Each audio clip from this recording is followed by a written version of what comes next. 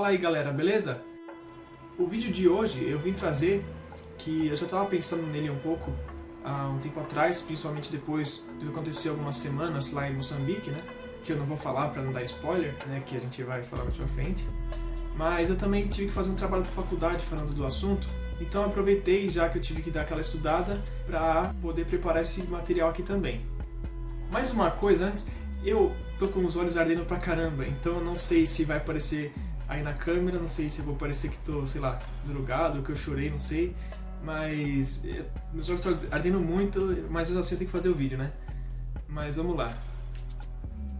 Bom, antes de começar a tratar do assunto, eu queria deixar claro que esse assunto é um pouco polêmico, porque não existe uma definição do que é terrorismo. Então, o que é terrorismo para alguns não é para outros. E isso cria alguns problemas, porque alguns movimentos perdem legitimidade ou ganham legitimidade por conta disso. Outro ponto que eu queria deixar claro também é que algumas pessoas elas têm a noção de que o terrorismo só começou nesse século, só que na verdade já existe há muito tempo, né? Então eu posso dar alguns exemplos. Inclusive, naquele assassinato do arquiduque Francisco Ferdinando, que era da Áustria-Hungria, né? Que desencadeou, né? Que foi a gota d'água da Primeira Guerra, classificam o ataque como um ato terrorista da Mão Negra, que era a organização do infeliz lá que matou o arquiduque. Mas também eu posso falar aqui do massacre de Munique, o IRA, que é o movimento revolucionário lá na Irlanda, e a Al-Qaeda mesmo já existia antes do ataque das Torres Gêmeas. Tanto que teve um ataque numa embaixada americana no Sudão, em 98, feito pela Al-Qaeda. Então é só para deixar claro que não começou a partir do ataque das Torres Gêmeas. Mas de qualquer forma, a guerra ao terror começou mesmo no dia 7 de outubro de 2001, depois do atentado das Torres Gêmeas, quando o presidente, na época, dos Estados Unidos, o George Bush, declarou uma cruzada contra o eixo do mal. E esse discurso, ele até chamou um pouco a atenção dos parceiros americanos, lá principalmente na Europa, que eles acharam bastante apelativo, eles pediram um pouco de moderação. A guerra ao terror também não é só no campo militar. Ele tem vários componentes, né, incluindo o econômico, o diplomático, o de inteligência, ideológico. Então ele tem vários setores além do militar. E o principal alvo não eram, como a maioria das pessoas pensa, não eram os grupos terroristas em si, mas sim os rogue states, que eram os estados falidos, que eram lugares onde eles contribuíam de alguma forma com os grupos terroristas. Então, ou acobertava, ou era muito permissivo com a existência deles e coisas do tipo. Só uma coisinha, esses rogue states eram justamente o eixo do mal, que foram selecionados alguns estados, mas principalmente o Afeganistão e o Iraque mesmo, que foram os primeiros países a serem invadidos, né? O Afeganistão logo em seguida, em 2001 mesmo, e o Iraque em 2003 só. A guerra ao terror, ela apresentou vários problemas, né, que geraram muitas críticas depois, mas dentre eles, os direitos humanos foram bastante comentados até hoje, porque apesar de aqui no Brasil a gente ter um olhar crítico aos direitos humanos, por uma série de fatores que não vem ao caso agora, ali fazia sentido, porque a população civil estava sofrendo, né? Porque, principalmente os Estados Unidos, se eles achassem que alguém tinha alguma coisa a ver, eles iam, sequestravam e torturavam e mandavam para prisões secretas, sem ter a autorização dos estados que eles estavam agindo, né? E que não ficavam só exclusivamente naqueles pertencentes ao eixo do mal, eram qualquer um ali. Inclusive tem uma famigerada assim, prisão lá que é chamada prisão de Abu Ghraib, que ocorreram vários episódios assim bizarros, de vários tipos, né? De torturas assim absurdas até assim tratar prisioneiros como animais, sendo que nem todos eram terroristas, vamos lembrar, né? Claro que provavelmente ali tinha gente envolvida, mas tinha gente que não tinha necessariamente, então era totalmente à mercê dos americanos, entendeu? Mas além disso, tinha outra crítica muito grande, que na verdade, principalmente Rússia e a China, que fazem essas críticas, que é assim, quem define quem é terrorista ou não são os Estados Unidos e a OTAN. Então, isso até hoje, na verdade, é uma coisa que, assim, é uma verdade, porque tem muitos movimentos, que eu vou chegar na questão depois, que são movimentos nacionais, radicais ou não, mas são movimentos diferentes de outros grupos terroristas, mas vocês vão conseguir diferenciar, que são terroristas, né? E quem diz são os americanos. Porque dentro dessa questão, a Rússia e a China se sentiram no direito de também falar quem é terrorista para eles, e aí eles incluíram movimentos separatistas, como principalmente os chechenos lá na Rússia e os uigures na China. Um outro problema também é que, assim, como o objetivo central da guerra ao terror é combater o terrorismo, claro, né, pelo nome, ele não é uma coisa simples, é uma coisa assim, não dá para se fazer, né, porque ela não é guerra assimétrica, a gente chama, né, é guerra híbrida. Então, você não tem muito como combater com forças exatamente como se fazia antigamente, né, de combater diretamente. E o que ocasionava, né, era muito pior do que a situação anterior. Então, uma das principais críticas é que no Iraque, por mais que tivesse uma ditadura, né, quando estava governada pelo Saddam Hussein, é que eles eram um país estável, não existia terrorismo lá dentro. Depois da invasão de 2003, abriu espaço para vários grupos. Então, eles têm ataques frequentes lá de terrorismo que afetam tanto a população civil quanto os americanos e as tropas que estão lá. Não são só eles que estão sendo atacados. Então, para o iraquiano, foi um desastre total. Porque se antes ele estava sob algum regime autoritário, assim, talvez tinha cerceado a sua liberdade, agora ele não tem a liberdade, não tem nada mais. Antes ele tinha estabilidade, tinha seu emprego, tinha alimento, talvez não tivesse tanto acesso a informações diretas, né? Era talvez maquiada, aquelas coisas de sempre que a gente sabe quando tem país autoritário. Mas, depois da invasão, ele não tem mais nada, nem país tem. O Iraque é um país totalmente falido agora. Mais uma crítica é que, assim, na verdade, os Estados Unidos ele falou que ele ia atacar como uma medida preventiva. Então eram operações preventivas, que é você atacar antes que te ataquem. Então, eles não iam ficar esperando que tivesse outro atentado terrorista nos Estados Unidos, eles iam atacar onde estavam esses grupos terroristas. Só que muitos na verdade, dizem que foram na verdade operações ofensivas, né, de expansão. Por quê? Se você analisar, é muito curioso que eles se estabeleceram, né, e controlaram regiões estratégicas, estabeleceram bases militares deles em muitos lugares, aumentando o território deles, então, e principalmente na questão de controle de recursos, né, porque eles não se colocam no meio do deserto, né, em cima da montanha à toa. Eles vão onde tem petróleo, por exemplo. Então essa é uma das principais críticas que provavelmente vocês já ouviram. Outro tipo de crítica é uma um pouco menos falada também, mas que na verdade eu particularmente acho verdadeira, assim, legítima, é que falam que na verdade os Estados Unidos praticam terrorismo de Estado. Porque na verdade eles reclamam tanto de sofrer atentados terroristas, claro. Eles fazem o quê? Atacam um míssil no meio da população. Então, por exemplo, no Afeganistão morreu muita gente no que eles chamam danos colaterais, que são o que esses danos colaterais? Tem um terrorista enfiado no meio de um monte de gente civil, dane-se, bombardeia ele, vai matar o alvo. Quem estava ali junto, paciência, é dano colateral.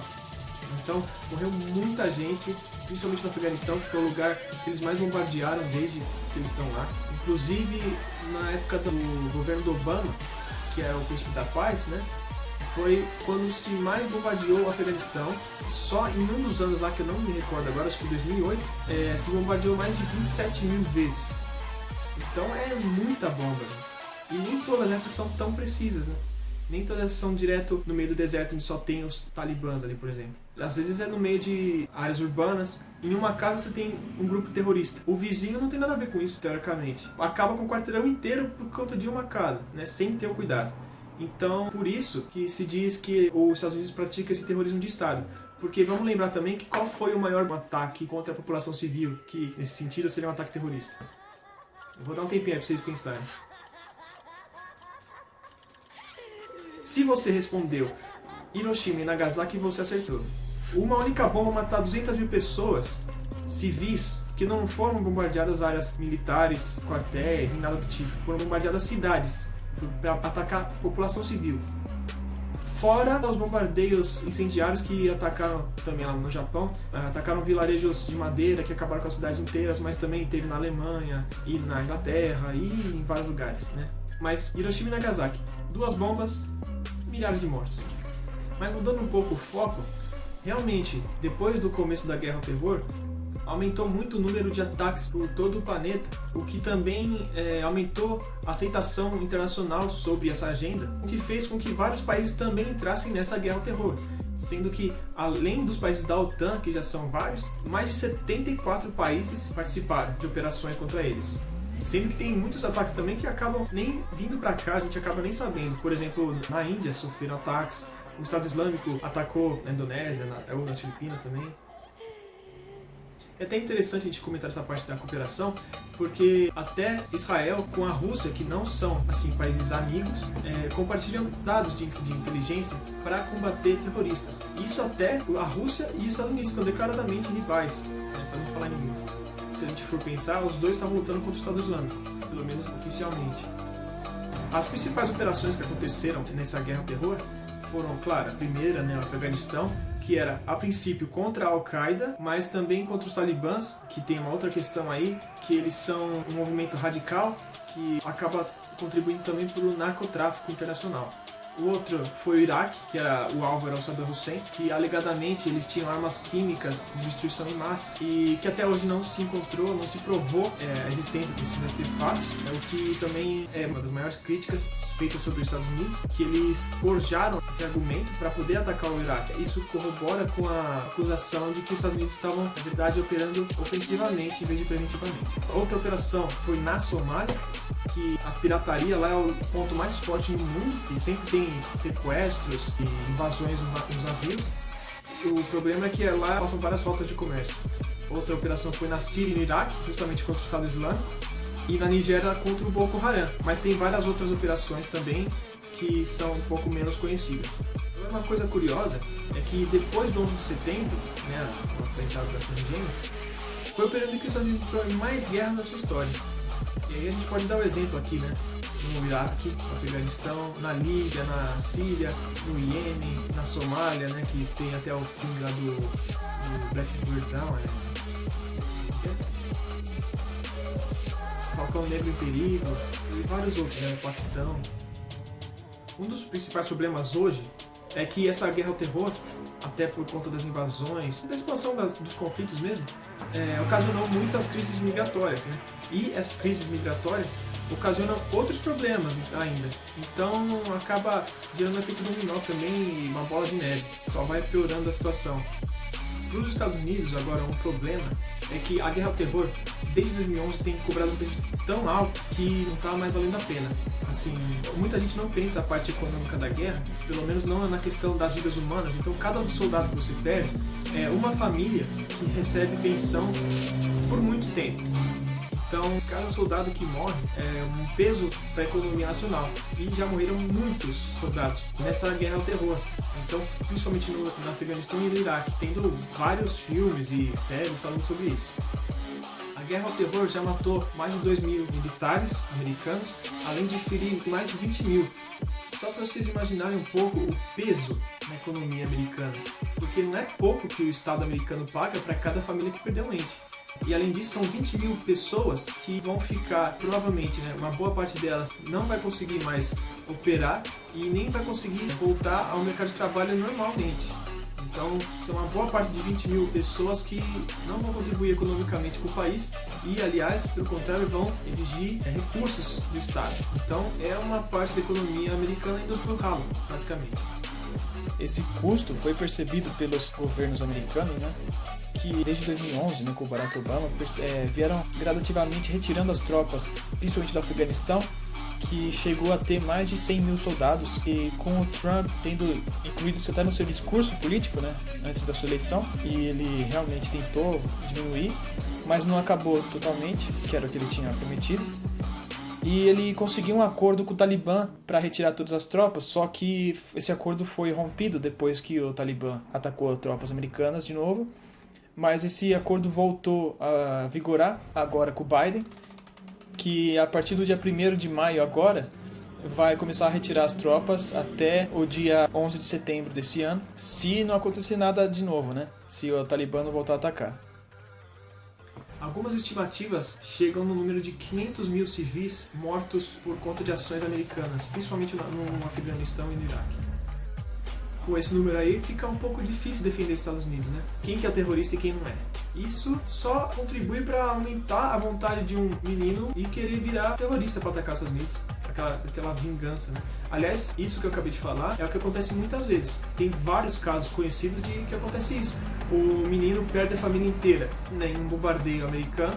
Vai fazer o quê? Porque geralmente esses grupos, eles têm alguns, né? Tem uma inserção na sociedade ali. Eles contribuem com a sociedade, eles ajudam as pessoas ali. Alguns, né? Nem todos. Tipo, os terroristas mais pesados mesmo não.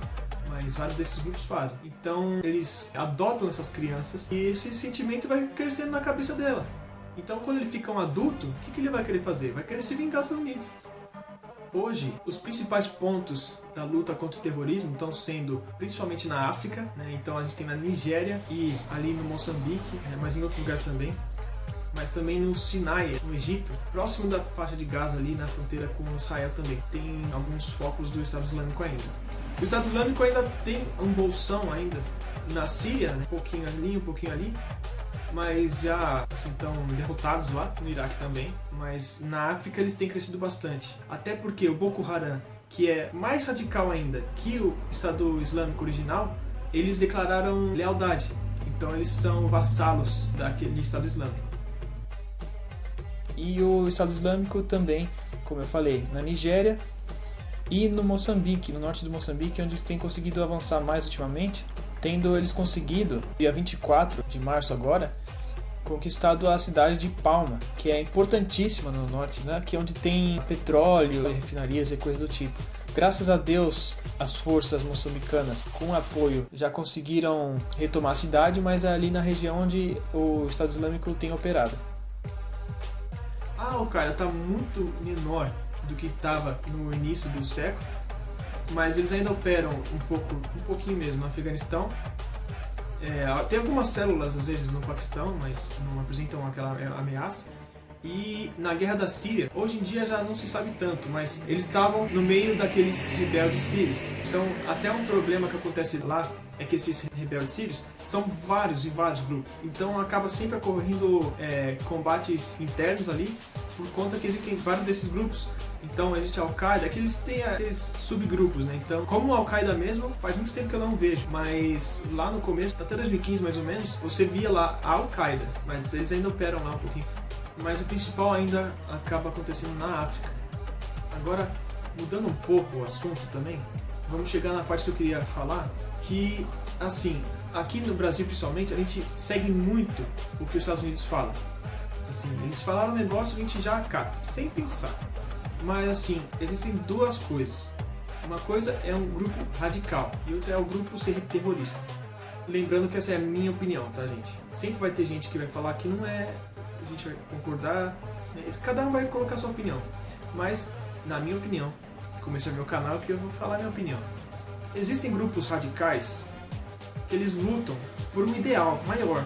Essa Estado Islâmico também, mas é diferente. Então, assim, por exemplo, esses grupos que eu tô querendo chegar são, por exemplo, tem o Fatah, tem o Hamas, tem um monte ali, o Hezbollah. São grupos radicais, isso não dá pra contestar. Eles atacam a população civil israelense e tal. Não defendendo eles, mas por que eles lutam? Por que eles fazem esses atos? Eles estão ali lutando pela Palestina, por uma causa. Muitos deles, provavelmente, se criasse a Palestina, não lutariam mais, porque o objetivo deles foi alcançado. Então, o Talibã mesmo, eles são radicais, alguns são terroristas, ok. Mas eles lutam por quê? Eles lutam porque eles querem colocar um governo islâmico ali, como se foi a Revolução Islâmica, por exemplo, no Irã. Eles lutam porque eles querem colocar um governo teocrático no Afeganistão. Então, eles não lutam por tacar o terror, né? Eles lutam por um objetivo. Aí o Talibã tem outra questão, né? Beleza, eles produzem muita papoula. Papoula? Acho que é papoula lá, que acaba virando heroína que vai para a Europa. Então tem essa questão, mas eles estão lutando por um objetivo. Provavelmente essa questão da produção de papoula para virar heroína é a forma que eles conseguem o dinheiro para se manter lutando. Mas, mesmo assim, entende o que eu estou querendo dizer? Eles lutam por uma causa maior, que são muitos grupos assim. O IRA mesmo era um grupo radical, sim. Terrorista, Talvez. Eles praticavam atos, que não dá pra falar que não é terrorista, mas eles lutavam por uma causa. Agora, Al-Qaeda. Qual que é a grande causa deles? Vingança contra o Ocidente. Vingança ao imperialismo americano. Tá entendendo o que eu tô falando? O Estado Islâmico. Eles lutam pela criação do califado islâmico. Tá, passando a limpa em todo mundo. Entendeu? Tem uma diferença. Sutil mas tem. É isso que eu tô querendo trazer pra vocês um pouquinho agora. Acho que vocês vão entender o que eu quero dizer com isso. Eu só tô falando isso pra fazer pensar um pouco. Porque aqui vamos falar, Hezbollah é terrorista. Mas eles estão lutando por um motivo. Eles são radicais, independentemente. Eu não estou defendendo eles, só para deixar claro mais uma vez. Só para você pensar um pouco. Israel também não faz nada de errado, não bombardeia civil também. Entendeu? É isso que eu falo. Porque ninguém fala que os Estados Unidos é terrorista, que Israel é terrorista. Claro que eles são estados, é mais difícil, né? Ninguém vai falar isso. Mas por que eles podem bombardear a população civil e os grupos que se formam para combater isso não podem? Entendeu? É uma discussão muito difícil, é muito conturbada essa questão. Até por isso que até hoje não se resolveu. Assim, é muito complicado mesmo. Tá? Eu não tô querendo impor nada, né? É só para fazer pensar mesmo, tá? Espero que contribua de alguma forma com isso. Só lembrando uma coisa antes do encerramento, que também, assim, vejam que você colocar alguém como terrorista é uma justificativa para você poder fazer o que você quiser lá, né? Então, como eu falei, dei o exemplo dos chineses que classificaram os uigures como terroristas. E para quem não sabe, os uigures são uma população que existe no extremo ocidente do país, que eles não se enxergam como chineses, assim, eles são um povo diferente. Eles são muçulmanos e tal, e não assimilam aquela cultura, entre aspas, comunista. Eles não assimilam a cultura imposta por Pequim, vamos dizer assim. E o que acontece? São perseguidos e a China ataca, e agora, classificando como terrorista, eles têm a justificativa de poder atacar como eles quiserem, entendeu? Mas depois dessa pedrada, né, que é o assunto de hoje, algumas coisas que dão assim, um choque de realidade, né, que faz a gente pensar um pouco diferente, talvez. Eu gostaria de saber o que vocês acham desse assunto, né, se vocês têm alguma preferência. Então, mais uma vez, foca à vontade no like, compartilhe esse vídeo com seus amigos, né, ou para quem quer entender um pouco melhor esse assunto, ou que gosta dessas questões. Eu vou pedir para vocês deixarem os comentários aqui embaixo. Se inscreve no canal, que é muito importante, por favor. E se você não quiser perder nenhum vídeo, ativa o sininho, porque aí você recebe as notificações de quando eu colocar algum vídeo. E olha, gente, com o tanto de assunto que tem pra falar aqui, ó, cada linha dessa aqui é um assunto, então tem muita coisa boa vindo, hein?